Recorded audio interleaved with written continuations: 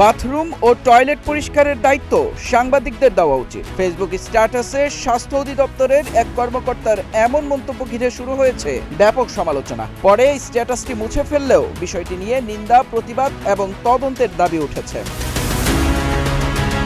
স্বাস্থ্য অধিদপ্তরের হাসপাতাল শাখার উপপরিচালক ডাক্তার সৈয়দ আবু আহমদ শাফি বুধবার নিজের ফেসবুক আইডিতে লেখেন, তথ্য মন্ত্রণালয় ও তাদের অধীন সাংবাদিকদের বাংলাদেশের ৬০০ জেলা ও উপজেলা হাসপাতালের বাথরুম, টয়লেট সহ হাসপাতাল ভবনের অভ্যন্তরীণ ও পরিষ্কার পরিচ্ছন্নতার দায়িত্ব অন্তত ১ অর্থ বছরের জন্য দেওয়া উচিত। সফল হলে স্থায়ীভাবে এ দায়িত্ব দেওয়া যেতে পারে বলেও মন্তব্য করেন তিনি।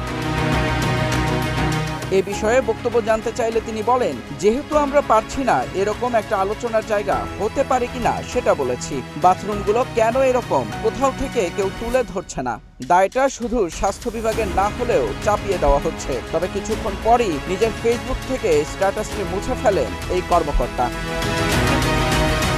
এদিকে সরকারি দায়িত্বে থেকে এমন মন্তব্যের সুযোগ নেই বলে জানিয়েছেন স্বাস্থ্য অধিদপ্তরের অতিরিক্ত মহাপরিচালক অধ্যাপক ডাক্তার জাহিদ রায়হান। তিনি জানান, বিষয়টি খতিয়ে দেখে সত্যতা পাওয়া গেলে প্রয়োজনীয় ব্যবস্থা নেওয়া হবে। অন্যদিকে সাংবাদিকদের নিয়ে এমন মন্তব্যকে চরম অবমাননাকর উল্লেখ করে নিন্দা, প্রতিবাদ ও ক্ষোভ জানিয়েছে নিপীড়ন বিরোধী সাংবাদিক ফ্রন্ট।